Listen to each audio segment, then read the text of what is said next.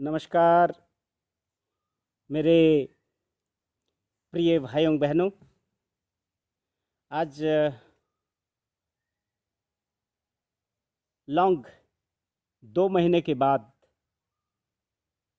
आप सबके सामने लाइव आया हूँ और लाइव आने का मतलब है कि जो मैसेज है वो मैसेज सब तक पहुँचे, जन जन तक पहुँचे, हर घर में पहुँचे।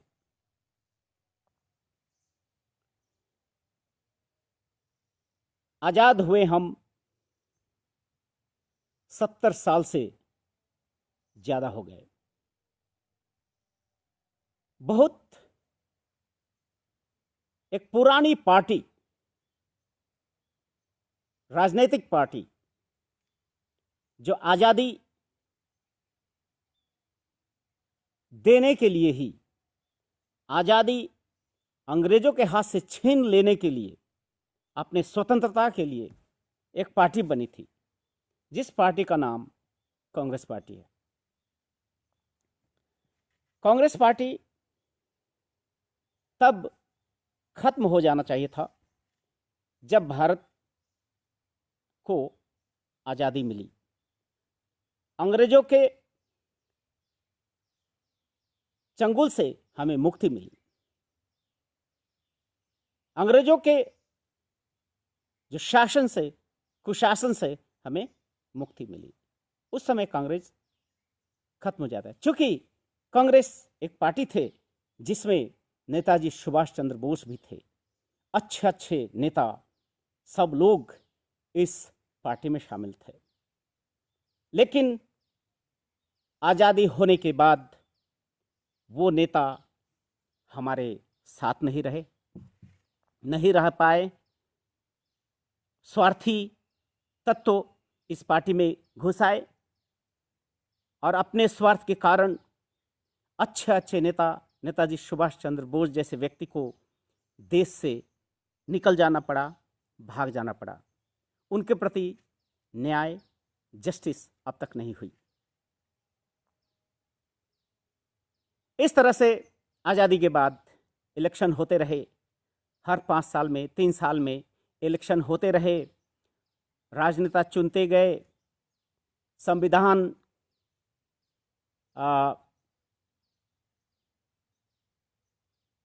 और पार्लियामेंट, ये सब को अंधे के जैसे हम लोग पूजते रहे, मानते रहे, ये सोच के कि राजनेता आज नहीं तो कल हमें जरूर अर्थनैतिक दृष्टि से हमें सेल्फ सफिशिएंट बनाएंगे, स्वावलंबी हमें बनाएंगे, अर्थनैतिक जो शोषण से हमें मुक्ति मिलेगी, जो कि आज तक नहीं हो पाया। आज भी हमारे देश में किसान आंदोलन करना पड़ रहा है।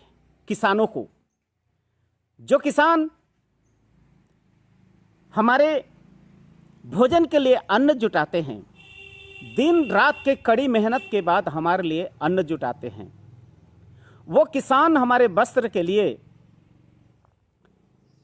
कॉटन उपजाते हैं, फैब्रिक्स जो है वो उपजाते हैं, वो किसान हमारे खाने के लिए फल उपजाते हैं, वो किसान हमारे जीवन जीने के सारे वस्तुएं अपने मेहनत करके करते हैं। उस किसानों को आज के दिन में अपने अधिकारों को पाना तो बहुत दूर की बात है, जितना भी अधिकार है उसको बचाने के लिए भी उनको मूवमेंट, आंदोलन करनी पड़ रही है। और उस आंदोलन के पीछे स्वार्थी तत्व अपना रोटी सेकने का काम कर रहा है। जो राजनीतिक पार्टी 60-65 साल में किसानों के लिए कुछ नहीं कर पाया, वो पार्टियां आज किसानों के पीछे हमदर्द बन के खड़े हो गए और किसानों को आंदोलन करा रहे हैं उनके अधिकारों के लिए। ये तो कितना जेन्युइन है, कितना मानवतावादी है, सारे भारतवासी इसको समझ रहे हैं। किंतु किसान आंदोलन को मैं गलत नहीं ठहरा सकता। क्यों? किसानों के बारे में आज 70 साल के स्वाधीनता के बाद भी किसानों के लिए अब तक 100% कोई कृषि बिल अब तक नहीं आया। आज किसान जो आंदोलन कर रहे हैं वो भंडारण बिल के विरुद्ध में। भंडारण का मतलब होता है जो कृषि क्षेत्र में जो उपज है, जो उत्पाद है, उसको स्टोर करने के लिए, कोल्ड स्टोर में या स्टोर करने के लिए। पहले ऐसा नियम था कि कोई भी व्यक्ति को स्टोर करने का, कोई भी अन्न को, कोई भी सीरियल्स को स्टोर करके रखने का अधिकार नहीं था। वो क्रिमिनल एक्ट माना जाता था, क्योंकि एक ही व्यक्ति अगर बहुत ज़्यादा बड़ा कोल्ड स्टोरेज बना के सारे धान गेहूं को जमा कर लेते हैं और जो मार्केट का सप्लाई, उस सप्लाई को रोक देते हैं, तो वो एक अपराध है। इस अपराध के बिल के विरुद्ध में बिल पास हुआ था।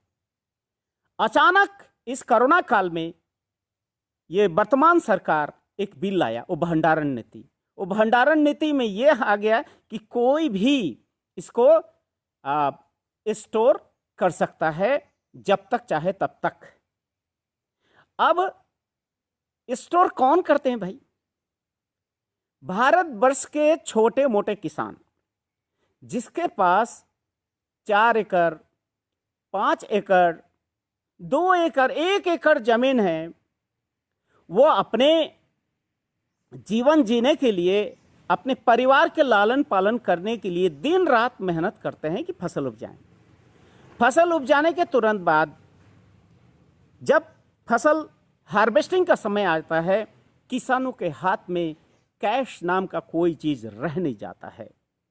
इसलिए उनको क्या करना होता है कि अपने साल भर या 6 महीना के लिए कुछ राशन वो जमा कर लेते हैं अपने घर में, छोटे मोटे डेहरी बनाकर। बाकी वो बेचना चाहते हैं, और बेचेंगे कहाँ? ना उनके लिए मार्केट है, ना उसका मूल्य निर्धारण करने की उनकी क्षमता है, ना उनके अधिकार है। किसानों को वो उपजा तो सकता है, किंतु उनके मूल्य निर्धारण करने की जो है अधिकार उनमें नहीं है। उनको संवैधानिक वो अधिकार है नहीं। दूसरी बात, उसको बेचेंगे तो बेचेंगे कहाँ?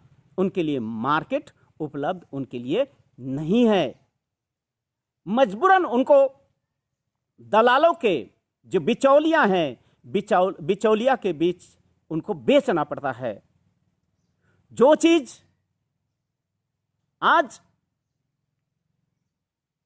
जो किसानों का जो उत्पाद है, जिसका समुचित मूल्य है, जितना होना चाहिए, उसको तो मिलता नहीं है। उनकी जितनी मेहनत, उनकी जितनी परिश्रम, जितना व्यय होता है, वो भी नहीं आ पाता है।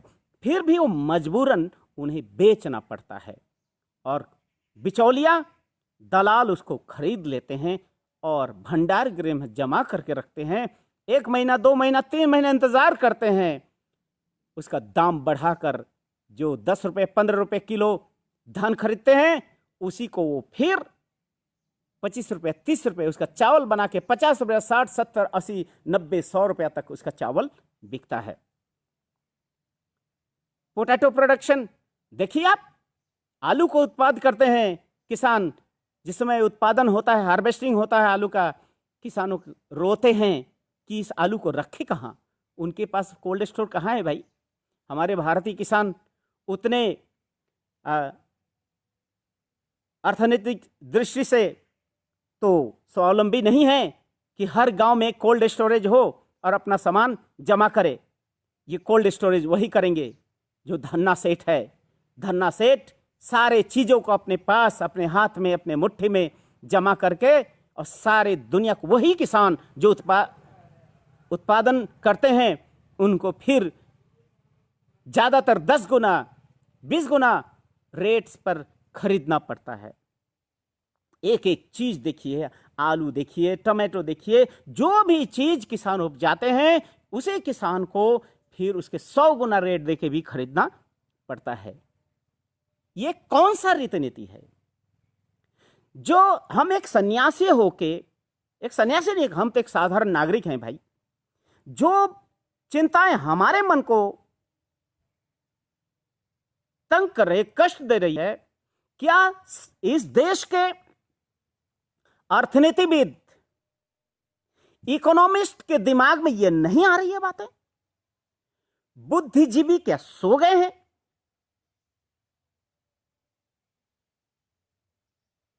क्या इस कृषि को उद्योग का दर्जा देने में क्या कष्ट हो रही है? भंडारण बिल ला सकते हैं तो कृषि बिल क्यों नहीं लाते? कृषि को संवैधानिक उद्योग का दर्जा क्यों नहीं देते हैं? उनको देने में नेताओं को क्या कष्ट है? जिन नेताओं को इलेक्शन में हम अपने जान झोंक के जोखिम में रख के भी जिता के भेज देते हैं, वो नेता क्यों नहीं करते हैं? वो किनके दलाल है? वो किनके गुलाम बन के बैठे हैं भाई? हमारे किसान को गरीब बोला जाता है, हमारे किसान गरीब है, और राजनेता उस किसानों के दर्द को समाज में दिखाने के लिए घड़ियाली आंसू भी बहाते हैं। वो घड़ियाल जो हर किसान को खा रहा है, वही फिर घड़ियाली आंसू भी बहाते हैं। आज भंडारण बिल की जरूरत नहीं थी सुधार की, आज जरूरत थी कृषि बिल की, जिस कृषि में किसानों को सब्सिडी, कृषि उद्योग, कृषि निर्भर उद्योग, कृषि आधारित उद्योग, एंटायर कृषि सेक्टर को सहकारिता, सहकारी सेक्टर में लाना, कृषि समवाय, कृषि सहकारिता एस्टेब्लिश करना, कोऑपरेटिव एस्टेब्लिश करना, कृषि आधारित कुटीर उद्योग का स्थापन करना, ये सारे उस बिल में होना चाहिए। ये सारे कोई नहीं सोच रहे हैं, कोई नहीं सोच रहे हैं। सिर्फ और सिर्फ जितने भी बिल बनते हैं, जितने भी बिल पास होते हैं, वो सिर्फ और सिर्फ कॉरपोरेट और धन्ना सेठ के उनके तिजोरी को मजबूत करने के लिए, उनके स्टोर हाउस को मजबूत करने के लिए किया जाता है। कृषकों को, जनसाधारण को, राजनेताओं के इस कुचक्र से निकलना चाहिए, निकल के उन्हें सही जवाब देना चाहिए। हमारे माननीय प्रधानमंत्री हैं, भाषण बहुत अच्छा देते हैं, बहुत अच्छा काम भी कर रहे हैं, सन्यासी जैसे ही काम कर रहे हैं, लेकिन मुझे तो लगता है कहीं ना कहीं उनके चारों तरफ भी ऐसे जाल बिछे हुए हैं, जिस जाल के शोषकों का जो जाल बिछा हुआ है, उसको तोड़ के वो भी नहीं निकल पा रहे हैं। आज के दिन में भंडारण बिल, भंडारण करने का आपको अधिकार है, किसान को भंडारण करने की जरूरत नहीं है। किसान को उनका समुचित मूल्य चाहिए, जिस समय उनको पैसे चाहिए उस समय स्टोर नहीं कर सकते, वो सामर्थ्य उनमें है ही नहीं।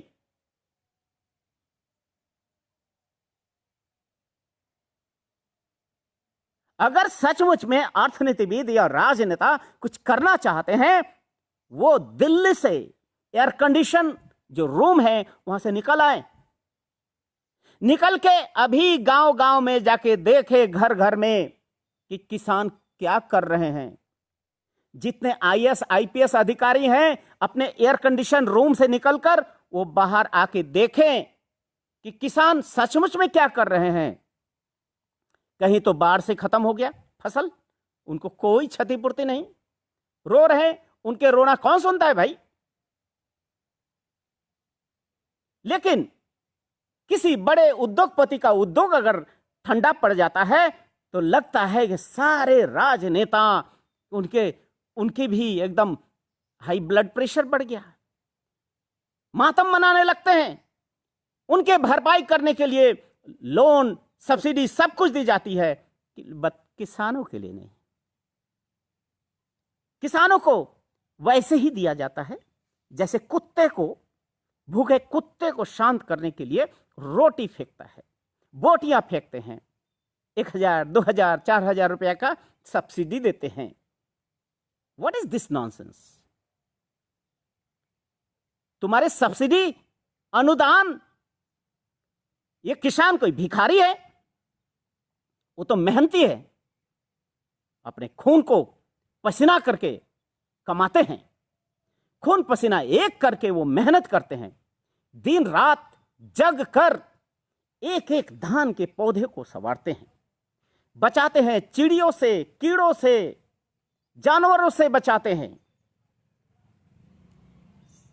6 महीना मेहनत करके फसल उपजाते हैं, उस फसल को खा जाता है बिचौलिया। बिचौलिया को रोकने का कोई प्रावधान इस धनतांत्रिक व्यवस्था में नहीं है।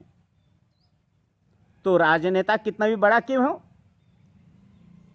उनकी पॉलिसी अगर गलत हो तो कोई फर्क नहीं है। कोई राजनेता की नैतिकता हमारे लिए, उससे हमारा पेट नहीं भरता है। कौन कितना बड़ा त्यागी और सन्यासी है, वो किसानों का उससे कोई मतलब नहीं है। किसानों का मतलब है उनके अपने अधिकारों से।